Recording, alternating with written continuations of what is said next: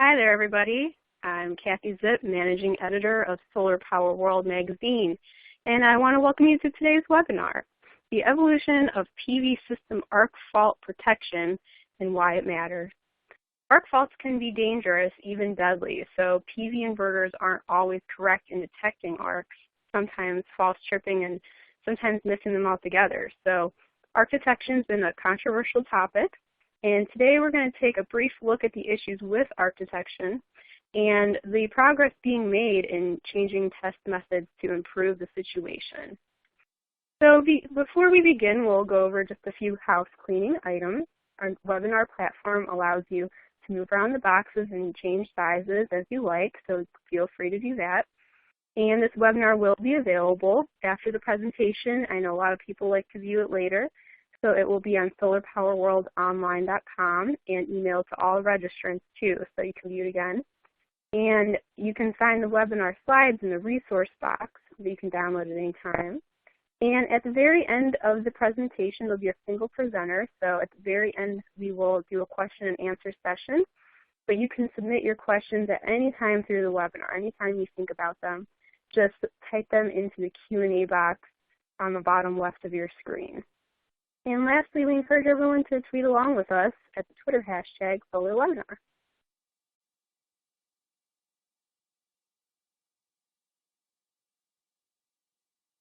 So now we'll go ahead and introduce our presenter, Marv Dargis of HiQ Solar. Marv has worked in the renewable energy field for more than 20 years, and he participates in the NEC and safety standards development, and he's an active member of the standards technical panel for various UL listings, and he's performed the certification of more than 24 renewable energy inverters. So he definitely knows a lot about this subject, and I'm excited to learn more. So Marv, go ahead whenever you're ready.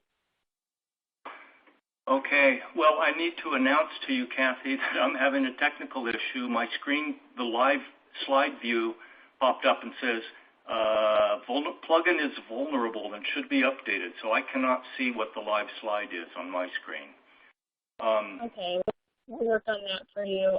It might be a good idea to refresh your screen and see if that helps. Okay, so right now I presume we're looking at slide 4. I just advanced to slide 4. We are at the agenda slide. I'm sorry, what? Right now we're at the agenda slide. I think that's your first slide. So we're looking at the agenda, is that correct? Yeah. Okay. So why does arc detection matter? I mean, that's a good question in a way, but some of the answers are rather obvious, and we'll get into that here next. But we're also going to be talking about unintentional or false tripping, which has certain other implications, as many people already know. And there are multiple types of arc faults that can form under different conditions, and we'll cover some of that. And we've had some challenges in the industry with testing and testing properly, and so I'll go through what some of those challenges have been and the efforts that we've gone through to improve that situation, which have been substantial, I will say. Excellent effort, a lot of industry resource applied to this. And all of this ends up rolling into the standards requirement, which in this case is UL 1699B, which is the standard used to test for arc fault equipment. And as a result of all the activities, we are changing inverter testing methods, and we'll get into the details there. And then we'll summarize at the end. I just advanced the slide, which I presume now shows some pictures. We've had a number of fires, and some of them we're pretty certain were caused by series arc faults. So this has become a rather important point. We as an industry, of course, cannot tolerate increased risk in terms of personnel injury, property damage, or impeding the firefighters in their efforts and the first responders in their efforts to address safety issues. So we really need to pay close attention to the impact that the PV systems has on this. And so that's another good reason why we're taking on the activities that we are now with the standards development and the changes in testing and all that. So let me go to the next slide. Again, I can't see the slides, but I presume that this also is a series of 6 pictures. And if I'm wrong at all, one of you guys speak up. But 6 pictures, they just demonstrate some of the damage that has occurred to some PV systems. These are just a few examples. But I will point out that one of the conditions that we identified in the real world was, and the series connection is the definition here, breaking the unintentional disconnection of a series connection. And you can see what happens here. The picture that's in the middle on the top is a connector that actually developed some contact resistance and ended up melting back the metal and arcing, and ultimately melted the plastic housing of the connector. And luckily, we've been, as an industry, we've done a pretty good job, I think, in forming the correct UL standards and safety testing requirements. So as you can see, this connector even didn't actually catch fire. While it melted, it didn't actually become an ignition source, and that's really important. And there's been a lot of good effort put into making sure that the materials that we use in connectors and other system components are resistant to catching fire. So that's a big deal. And then to the right, you can see another connector that it got caught earlier is what happened there. And I'm a little bit familiar with that situation. And that issue got caught due to an arc detector. So amazing, but it did work, and it prevented that from getting any worse. So there's definite benefit in having a good functional arc detection system. Down below that connector, you'll see this was a conduit that, as I recall, was part of the Bakersfield deal. And this is another issue that we as an industry are addressing, and I think we're making good progress there. And that is the proper installation procedures and processes. The bottom line here was one of the contributing factors. This is metallic conduit that was on the roof of a building. And as you all probably recognize, there's a thing called thermal coefficient of expansion. And when you put long runs of metal conduit up on the roof, throughout the season, it expands and contracts. And there are expansion joints that are used to take up that movement, that physical movement over temperature of the conduits. And there were some issues with some of those expansion connectors, and it caused the conduit to move in one of the couplings, and essentially the inside of the conduit acts like a razor blade and slowly but surely scrapes insulation off the conductors that are inside. And eventually, after a few hundred times of moving back and forth, it scraped the insulation away and caused a short to ground. So just another example of how things can go wrong out there. I think I'll go to the next slide now. This, again, is the agenda of the next point. So I'd like to talk about unintentional and false tripping. This has been an issue in the industry, and it's something that costs the industry time and money. And it's become very frustrating. It has other implications that aren't directly related to either the system designer or to the installer, that are related to the customer perception of the system performance. And this is a pretty big deal. We all want the PV systems to be extremely, reliable, to produce the forecasted predicted amount of energy throughout the course of the year. But this unwanted tripping causes some real issues, and it frustrates a lot of people, causes people to have to roll a truck. Why? Because the way the NEC was written up through 2014 is if you get an arc fault and I cover this a little bit later, but essentially it says somebody has to visit the site if you get an arc fault indication. And this costs money, it's frustrating, and it also has caused some efforts in some cases of people to disable the arc fault detection system because it's just been so frustrating for them. But mainly, again, the reduction in customer confidence in the system is a pretty big deal. So we definitely are working on much improved test methods to get rid of these unintentional trippings. I'll go to the next slide, I think. Hold on. All right. So there's a number of types of arc faults, and I'll cover these. I'm going to cover these in a little bit of detail, and there is enough difference between them that I think it's important to understand the differences and what the implications of those differences are. So with that, go to the next slide. So this shows the three basic types of arc faults.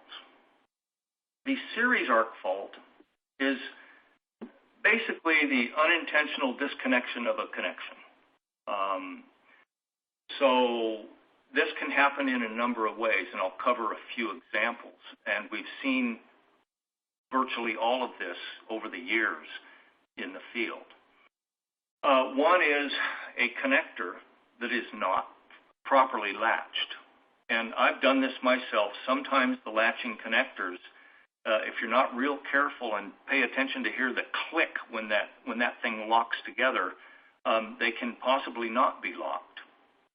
In that case, what happens is one of the guidelines for doing any of these installations is to have quality installation. The workmanship must be neat and tidy and done properly, and that's all good. But one of the ways that we deal with the DC wiring, particularly the wires from the PV modules themselves, is typically they'll get tie wrapped or lashed in some way, secured in some fashion to the racking system or another mechanical component. But let's use the racking rail as an example. And when you tie wrap the cable itself to the rail or to different sections of the rail, if that connector isn't locked, it stands a good chance over time due to the difference in thermal coefficient of expansion of the cabling and the racking system or whatever other material that wire is tie wrapped to, stands the chance of being eventually pulled apart. And as it works itself apart and becomes a looser connection, there's a good chance that the connection resistance goes up. And as that happens, of course, eventually you can develop a gap and an arc. So that's a mode of failure that we need to pay attention to as an industry. Another example of a series arc is when you have a lug with a set screw connector, and you put the wire in, you tighten the screw down, and you give it a tug, of course, give it a good push and a pull, and make sure it's secured. But again, another thing that can happen in some instances, and we won't get into wire types and all that here, but that does play a role, is you get what's called cold flow in some of the metals. And under pressure and over time, the metal moves a bit, and this can cause that connection to become loose over time. So, and again, the securing of cables to other structures and all that can play a role here. So that's another example of a series arc. One more example of a series arc is, and we've seen this in the field too, is a lap joint failure. And this is internal in the PV module. And if you look at it, most modules, you'll see overlaying strips of aluminum conductor inside. And at some points, they're lapped together. And if those lap joints develop resistance, eventually they can cause an arc. So one more example of a series arc. And make note that in a string situation, these failures can occur at any point in the string. All right, let's move on to a parallel arc. A parallel arc is actually very rare, and part of the reason is that to get a paralleled arc, you essentially have to have the failure of two insulation systems. And in general, again, the UL standards and the safety requirements and the certification requirements for testing the insulation systems on conductors is very extensive and quite comprehensive. And so the chance of getting a double insulation failure like that is pretty rare. So as a result, this has been discussed and thought about and analyzed a fair amount. But as a result of that, there is currently no requirement in the National Electrical Code for detecting a parallel arc. And that's actually a good thing. And I think I can get into that here a little later if we have time. But if not, somebody can ask that question at the end. But there's a difference between a series arc and a parallel arc and in the way you have to deal with them. And dealing with one can cause the other to get worse. So I'll just say that. And if you want any more detail, we can talk later. Arcs to ground, they do occur. And this picture to the right of the conduit abrading the insulation is a good example of that. Now, if we go back, 10, 12 years ago in the United States, in North America, we used grounded DC systems. And what that means is the DC input to the PV inverter had one of the two DC legs grounded. Initially, it was always the negative leg. Eventually, a certain module manufacturer came out with a module chemistry, I'll say, that architecture that required the positive lead to be grounded. So this was all done. But at any rate, one of the DC leads was tied directly to equipment, earth ground. And nowadays, and even back in those days in Europe, grounding one of the DC conductors was forbidden. And there's a good reason for that. And eventually, we in North America caught up to all this and realized that and there's multiple reasons for this being a superior way, in my opinion anyway, but an ungrounded DC system is actually safer than a grounded DC system. And essentially, from a arc fault standpoint, it's pretty hard to get an arc to ground from one of the conductors because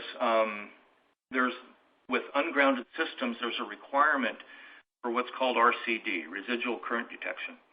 And if you start to ground either one of those conductors, this other protection system will kick in and shut the system off. So very important. So arcs to ground are also not specifically covered in the NEC requirement. It's only series arcs that are required. So let me go to the next slide. The other thing here is, again, we go back a little bit in history, but back in, I don't remember the year now, but it was late 90s, I believe.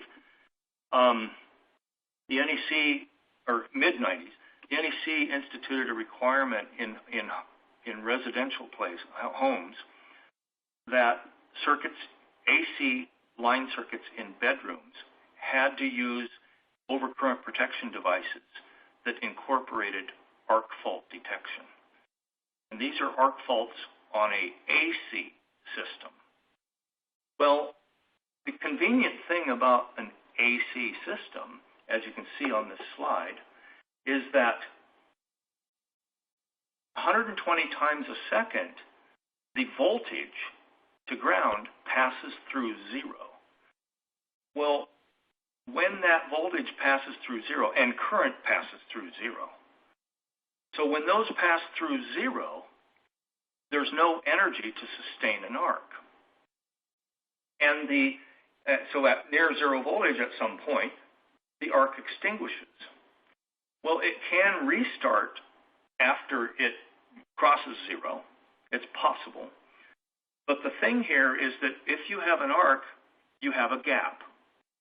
And that gap will sustain an arc. A much larger gap will sustain the arc. It must be a much, much smaller gap to reignite. So essentially, eventually, that fault becomes self-clearing, but not always before it started a fire. So hence the concern about having arc fault detection on these AC circuits. But to contrast that, a DC system, we'll focus on PV systems here, does not pass through zero. It does not self-extinguish. And in fact, a battery system will go, as long as the batteries have energy. A PV system will continue arcing until the sun goes down. And so typically what you can see is that, easily up to 6 to 8 hours a day, you could have an arc for that length of time. Well, this is going to cause damage. There is no doubt about that.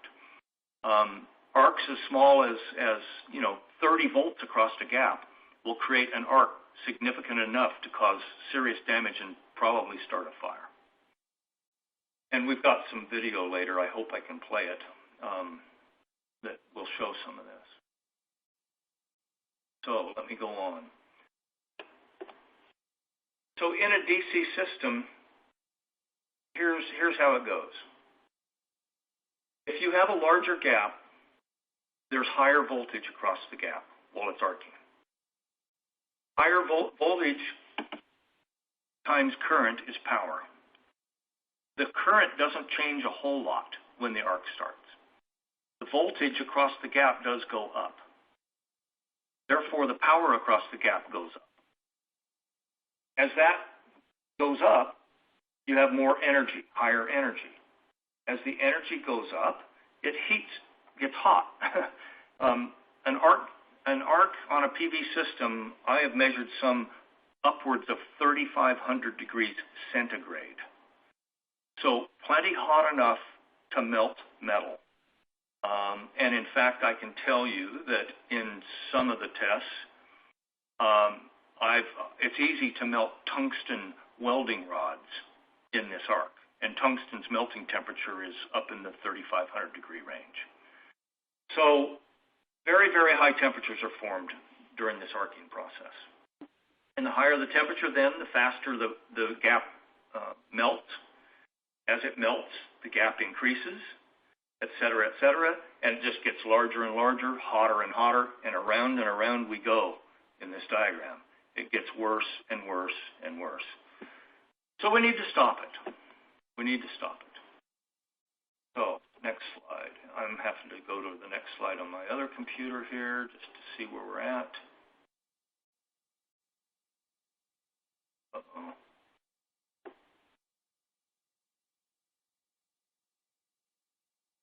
Okay, hold on. There we go. So, all right. So all of this says, are we looking at the agenda slide right now?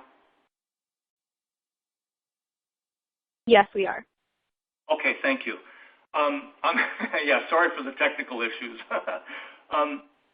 So we had some industry challenges with the testing, and let me just say this, that as an industry, we early on recognized that this could eventually be a problem, and so we started making progress as quickly as possible to address it before it actually became an issue.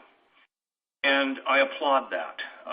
And there were a number of people, some not with us anymore even, who really made great efforts to move that forward, and that was absolutely the right thing to do and admirable. And one of the approaches we took was to take start with the UL standard 1699, which is the standard for the AC arc fault detection, which was well done, I believe. But we started with that and used that as the basis to form UL 1699B, which was intended for the DC arc stuff. And Eventually, we found some issues with that. And let me go to the next slide. So, and why is that? Well, AC systems and DC systems are quite different in a number of respects. But one of the things that you see with a DC system, a PV system in particular, is that there can be considerable distance from the device that's doing the detection to the point where the arc can occur. And that said, also, there are many, many, many points within a PV system where this arc can occur. And it starts, if you look at the inverter/detection circuit block here, it starts right up near there. There are wire connections made at that point or near that point. Those connections can become faulty and cause an arc. However, there's also, if you look out through the string, you'll see all these PV modules. And at any point in those modules, it's possible to develop a series arc. And in the middle, very middle of that string, you'll see a little arc symbol there. It's possible that the connector that's between those modules becomes faulty, has a failure, and begins arcing. Well, now look at if you look to the right of the inverter detection circuit, you'll see there's an L there. That's line inductance. It's not uncommon for an inverter, for instance, to be mounted down at ground level and then the PV array to be mounted up on the roof of a building. And it can be 60, 80, 100 feet of wire between the inverter and the PV array. That wire has inductance. Well, in addition to that inductance, there's also some other parasitic components like wiring capacitance to the metallic conduit that's surrounding it and other factors here. And it actually gets kind of complicated. But in addition to that, there's capacitance in all the PV modules. And all of these matter. Why? Well, somebody with an electrical background will understand that inductance and capacitance forms what's called an LC filter. And that LC will tend to mask the signature of an arc. So that if your detection circuit on the far left is far, far away from the arc, which is over on the far right, it can be filtered heavily before that detection circuit can even have a chance to see it. So that's quite a challenge. That's a big challenge. And we recognized that. So what we did is we looked at how we were testing currently in the first drafts. And we said, hey, wait a minute, we can improve this. There's an opportunity to improve this testing method. And as a result, we did form a task group to take this on. But previously, what we had was essentially a single event. The test method essentially presented an arc suddenly, a transit event, and of course, as you might expect, some manufacturers, many manufacturers in fact, their primary goal is to get their equipment listed, to have it pass the test, and to function properly, and be listed because listing is a requirement for the equipment per the NEC. So if you don't have the equipment listed for detecting arc faults, you can't install it. So it's mandatory to pass the test. Well, some companies went only as far as to detect that transit event in the arc generator. And what we eventually discovered, we didn't foresee this really, what we eventually discovered is all the methods, and there's many, many, many different types of methods that can be used to attempt to detect an arc. But many of the methods would not detect an arc that developed very slowly. And in looking at the real world here, we said, hey, many of these arcs probably develop rather slowly. So let me go on to the next slide. All right, I presume we're on the agenda again. So the standards had to evolve to solve these possible issues. And again, I think we as an industry and the NERDLs, UL, ANSI organizations, NEC, everybody, paid good attention and got in front of this. And we're really making good effort to nip this in the bud and not allow any major issues to develop. So I applaud that. Let me go to the next slide.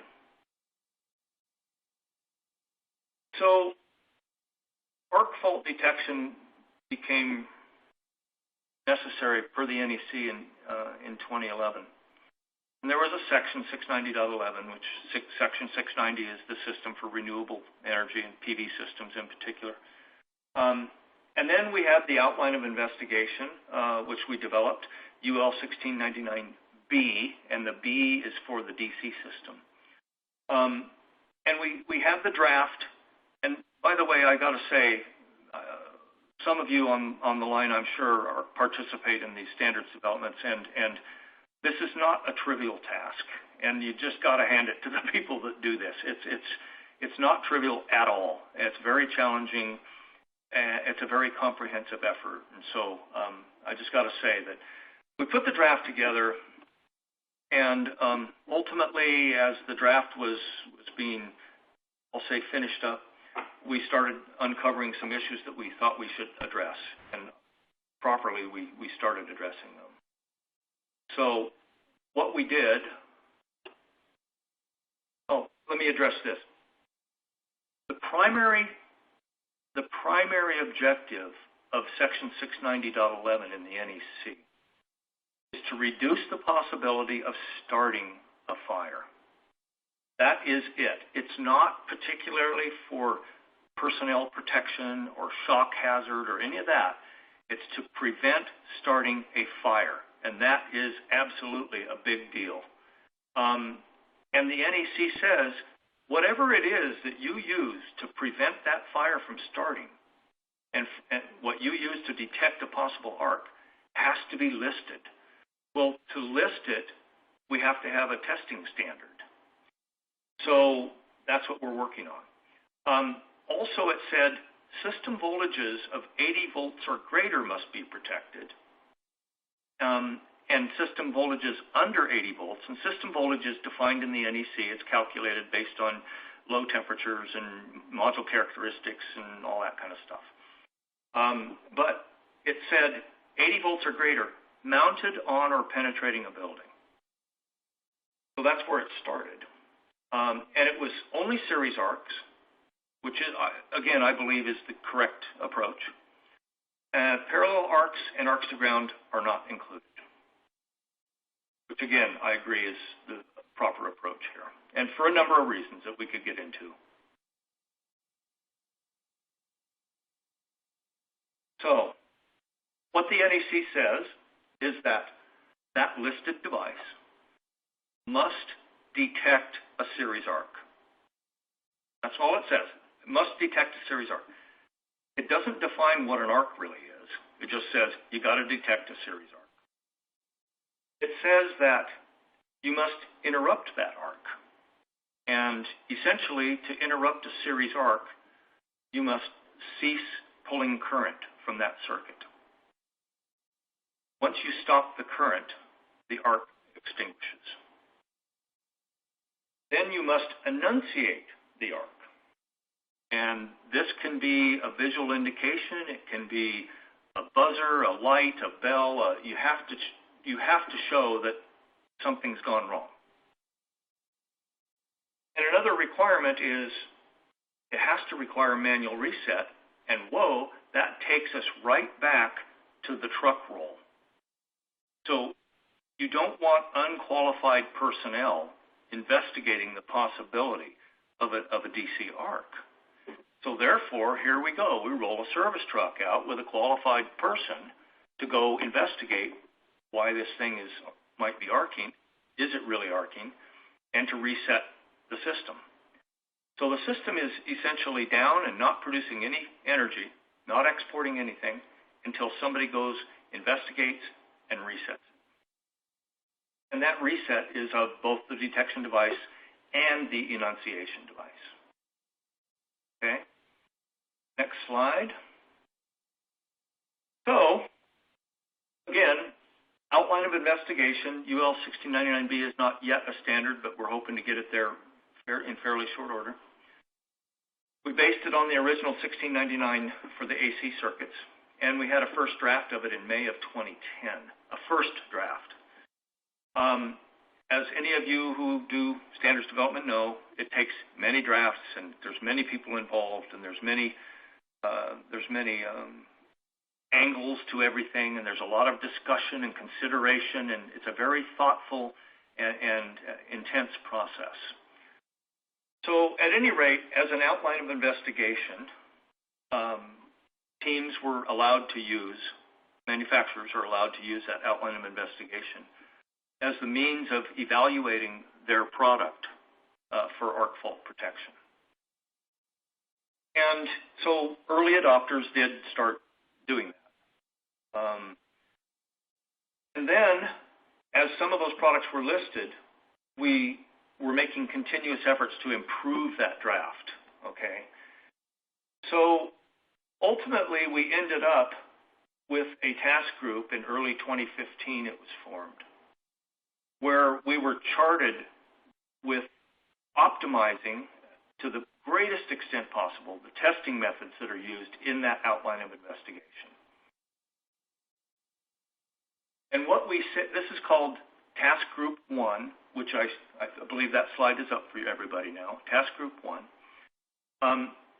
The objectives are to improve the testing of the detection system. We had seen we suspected there were some issues and that may relate to some of the testing and all, so we did a whole lot of investigation. There's a lot of work involved here. And we're charted with reliable detection of series arcs. Reliable. We don't want to see an arc go undetected that could start a fire. Never, ever. We have to reduce or eliminate all these false trips, the unintentional tripping, because that, costs the industry money. It's frustrating. It's frustrating for the service people, the installers, for the customers, the system owners. It's frustrating for everybody. So we had to eliminate false trips. And the result is, our end goal here is result in approved standard. So this will be coming about, I believe, this year. But don't hold me to that. But some of the guidelines that we used in working on this are as follows. We really looked at the real world, and we tried to stay focused on real world, not just laboratory, hey, we think this is it, we think this, da-da-da. So we focused on real-world conditions. We had to represent worst case of the real world. We wanted to be agnostic to whatever detection method the manufacturer wants to use, whatever. We don't care. Our test method will uncover any shortcomings in their detection methods. And it has to be repeatable and consistent, because one of the things we discovered prior is that if one engineer ran the test and then another engineer ran the test, you could get different results. And so we wanted it to be repeatable and consistent. I better get moving here. I'm looking at the time and saying, uh-oh. So, yeah, we'll just want to leave some time for questions and answers, but go ahead. Yeah. So let me try to move quickly here. I'm sorry. I get into too much detail. So there's a number of factors that affect system arcs. Voltage affects it, the current capability affects it, the gap affects it, the materials that are involved affect it, and environmental conditions affect it. And you guys can all imagine what some of these factors are, but there's a whole long list of detail here that we won't get into right now. But there's many, many factors that affect the arc and its effect and its end effects. So let me go to the next slide. Changes to inverter testing. Well, it says inverter, but what we mean is the arc fault detector, whatever that device is. And that detector can be something that's in in a combiner box. It can be inside an inverter. It can be up at a module. It can be located anywhere in the system. So the test fixture that's used is going to change. The equivalent circuit is going to change, and we identified a number of use cases so that with some of the new technologies that have come out into the PV industry, we discovered that some of the older test methods were hard to apply to those new topologies. And in doing so, they weren't necessarily comprehensive enough in the testing. So we attempted to address all of this. And so let me go to the next slide. So this should be showing what says existing fixture. And essentially this had a gap with a piece of steel wool in it, and there was actually a switch around the gap that you started with the switch closed. And you started the system exporting power, and then you opened the switch, and the steel wool ignited, went poof, and an arc started between those contacts. Well, enough said there. We wanted this testing to become more consistent, more repeatable, and more representative of the real world. So what we've done is we've gone to a method that starts by pulling the electrodes apart. They start touching, and we've defined, and I won't get into all the detail here, but we've gone through an awful lot of testing and analysis and all, and we've defined the methods that are used to pull it apart, the rates that it comes apart, and how far ultimately it goes apart, how big the gap becomes, and we've defined the energy levels that are allowed in that test situation.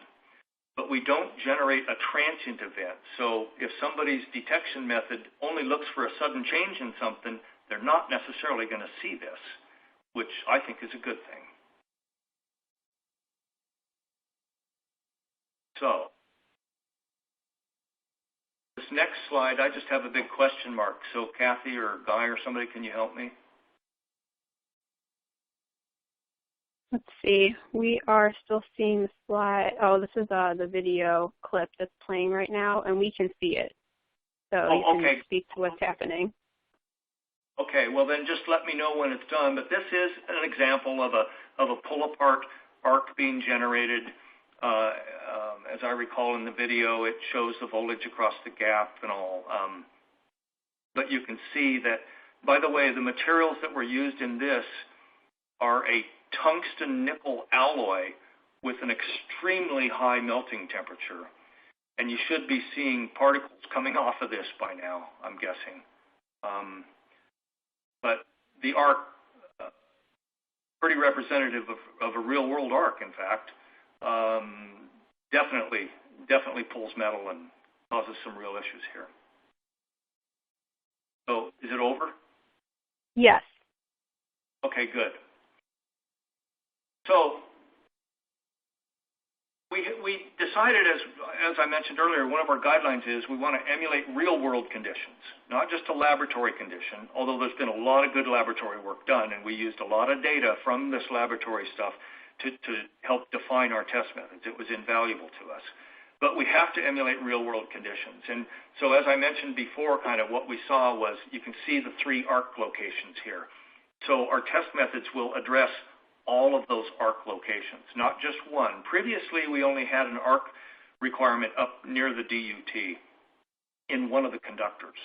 And we're moving away from that. We're going to at least 3 arc fault locations and insisting that you must detect those. So I also talked about use cases, and this is kind of going to the use cases now. But what we did here, in order to define the proper system to test a single series string, for instance, is we changed the test setup so that it now has 2 DC sources. They are split so that we can do, and they're isolated, by the way. There's inductance, capacitance, common mode chokes, all kinds of stuff that I don't put in here, the detail, but that goes in here to help it emulate a real-world situation. And this allows us then to put an arc in the middle of the string. And that's very important because in some of our early testing, what we discovered is that some arc detection systems would detect it at one end of the string, but not in the middle of the string, for instance. So we're trying to address that situation. And so here it is. We go both terminals up near the inverter or detector, and we go in the middle of the string. And I'll buzz through these real quick. This one should be, two strings in parallel. If you're going to allow strings in parallel, what we found is that another paralleled string adds capacitance and other parasitic components that can cause the arc detector to get inhibited with all these other parasitic elements involved. So we insist if you're going to allow paralleled strings onto each arc detector, then you must test with the paralleled circuits included. So that's, again, to cover real-world situations. In the case of combiners, again, same deal. You're essentially paralleling all these strings into a combiner, and the parasitic components introduced by the other paralleled strings can present challenges for the arc detection. So we're insisting in this new proposal that we test using all those parasitic components. So again, to reflect the real-world conditions. I'm blasting through this here. Sorry. A fairly new technology that's in the market and doing well is DC optimizers. Well, the DC, I presume am I on the DC optimizer test case? Yes. Yes. Okay, good. So we addressed that, and as you can see here, we actually found that to properly address it, in many cases, we had to add one more test point, and so we did because we want to cover the real world. Next, dual optimizers. If you have two modules into one optimizer, that creates a slightly different situation, and we're just insisting that you test all the points of possible failure there. Go on. I'm on. Okay, my live view says I'm on 27 of 41. Huh. I think I'm on slide 35, which is a microinverter. Yes. Yes. Thank you. So again, in the microinverter case, now again, remember that arc detection is required for systems over 80 volts, system voltage over 80 volts. Many of the microinverter systems are not over 80 volts, so they actually do not require arc fault detection. However, it's possible that some microinverter systems will go over 80 volts, and in that case, we test on both locations. Okay. Next slide. If you add two modules into a microinverter, which is possible, hey, you may end up over 80 volts, and we test all three of those locations. So again, we want to cover all the possible failure points in the real-world situation. And lastly, finally, okay, we got there. We'll do a quick summary. Arcs do pose very real dangers in the real world, and we've seen several instances where this has occurred. There's a new test proposal that we've worked on that we will be submitting and hopefully complete. We have actually submitted and finalized our final draft, and we're in the middle, just starting the formal STP review, Standards Technical Panel review of all that, and we'll, of course, address changes that are requested there and questions and all that, but then hope to put that in front of everybody here in the next months and get that ratified. And again, the object here is to provide superior detection, get rid of false tripping, and much greater system reliability, which I believe will help this industry tremendously. So I think that's it. I'll go to so now I guess we're ready for questions. Okay, great. Thank you so much, Marv. Great stuff. We do have some questions. You can keep submitting those in the Q&A box in the bottom left of your screen. But we will begin here. So the ground fault protection device, do those devices protect the system from fires due to arcs to the ground? And is it known what percentage of PV fires that have occurred were due to series arc versus ground faults and other causes? Oh, that's a good question. I don't have the number for that. I know that there was at least one, if not two, that I'm aware of anyway, that were arc faults to ground in a grounded system. And that also, by the way, is being addressed by other committees in improving the arc fault or the ground fault detection systems. And that's about all I'll say on that right now. But we have seen both. I'll say that. We've seen both. But again, in my opinion, the perfect solution here is to run ungrounded DC systems. And then that issue kind of really goes away. Wonderful. Thank you.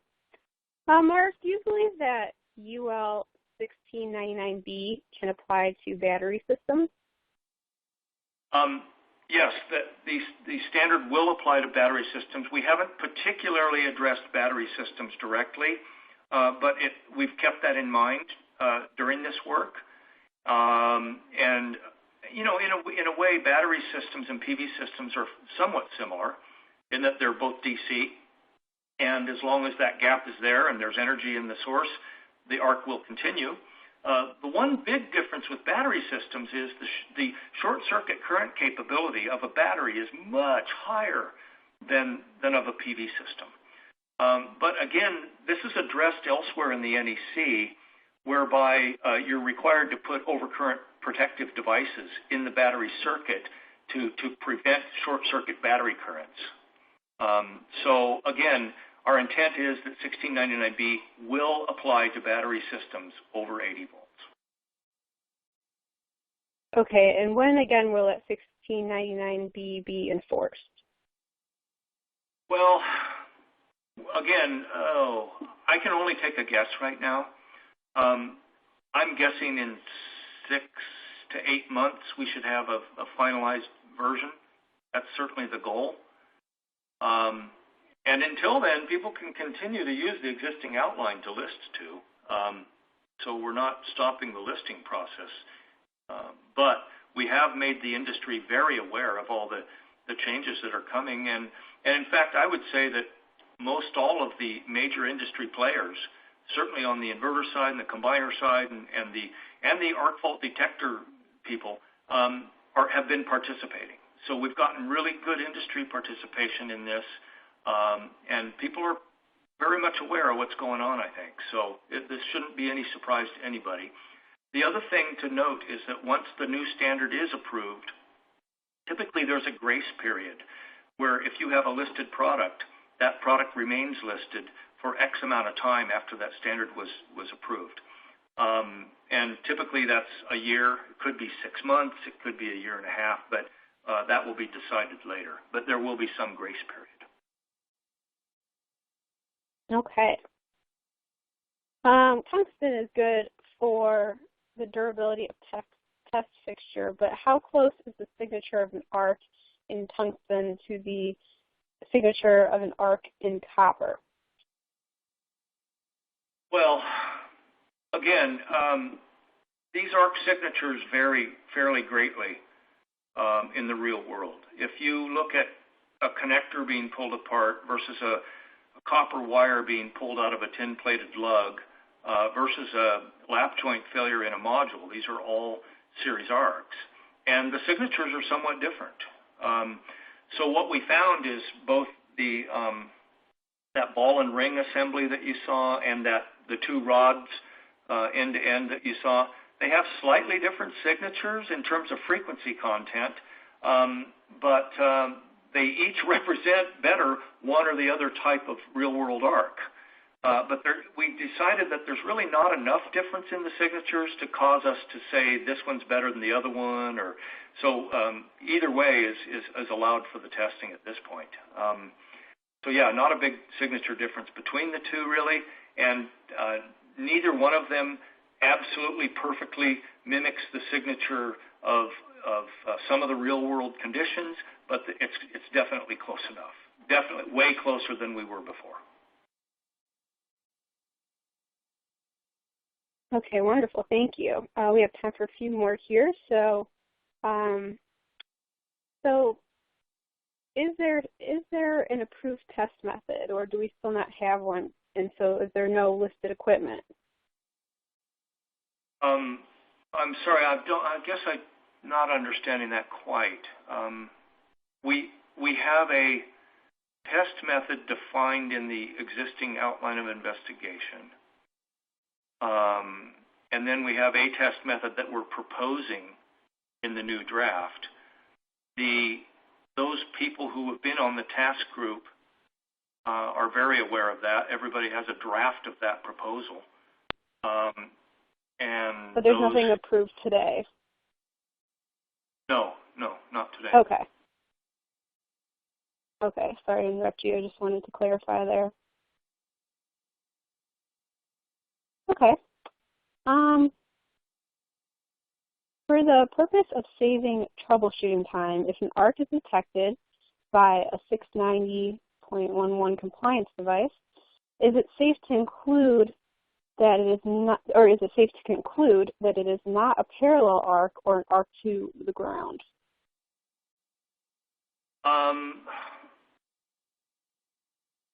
Generally, yes. And this question, though, brings up another point. It's kind of sticky. Let me just say that given distance and materials and voltage, the signature of a parallel and a series arc, essentially from a frequency content, looks the same. However, it appears quite differently to the detector, and depending on the detector architecture. So this question really is somewhat dependent on the equipment that's doing this. But that said, as I alluded to a little earlier, the mitigation steps to mitigate a series arc and to mitigate a parallel arc are exactly opposite. So if you take steps to mitigate a series arc, and it's really a parallel arc, it's possible that you can make that parallel arc worse. So so there's a little bit of conflict in that. But again, the risk of parallel arcs has been deemed to be extremely low, especially in ungrounded PV systems, because the residual current detection immediately picks up on that change in impedance, and the system shuts down anyway. So that's it. Okay, thank you. Is a manual reset that's done for a remote location allowable? Is there an operator would need to push a reset button but might not be on site? Yes, remote reset is allowed. And of course requires very good judgment. But again, as I mentioned earlier, another reason we said, well, remote reset should be allowed, and that's because of this. If an arc develops, as it develops, and the gap becomes a little larger, ultimately that arc won't restart. So as long as it's extinguished before you get, the limit we put in the standard is 750 joules of energy. Before you accrue 750 joules of energy, everything below 750 has been determined to not represent any serious danger of starting a fire.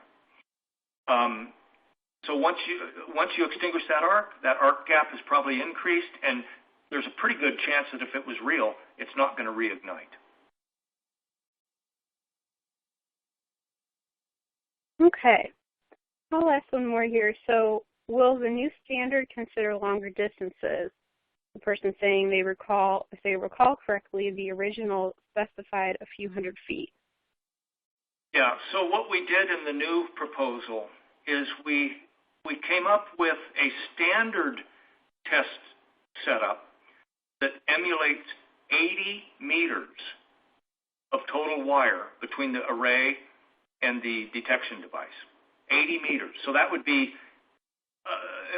that's round trip. So that would be a 40-meter physical distance from the detector out to the out to the array. But we make allowance in the ratings section. We added a rating requirement that says if you in your installation instructions want to say you're allowed up to 80 meters of wire length, that's fine. Here's how you run the test. If you want to limit your installations or allow more length, then you must specify that. And when you specify that, here is the formula to recalculate the inductances and all that for your test setup, and your test setup must reflect that worst case condition. So that's my answer. Wonderful, Marv. Okay, perfect. Well, I think that's all the time we have. So I know there's still some more questions, but feel free to contact Marv on your own. His information was up on the screen there. And again, I just want to thank you, Marv, for all this great information. Appreciate you being here. Thank you. I wish I wouldn't have the technical difficulties here, but that's all right. We got through it. So thank you very much. Well, I appreciate everyone attending. That's the world we live in, unfortunately. But yeah, I think it went well, and people still learned a lot based on all the questions they submitted. So thank you again, Marv, and thanks to everyone in our audience. And we invite you to join us for more Solar Power World webinars. We have quite a few coming up in February, and you can find those on solarpowerworldonline.com. So make sure you register for those, and we'll meet you back here. Thanks, everyone. Thank you. Bye-bye.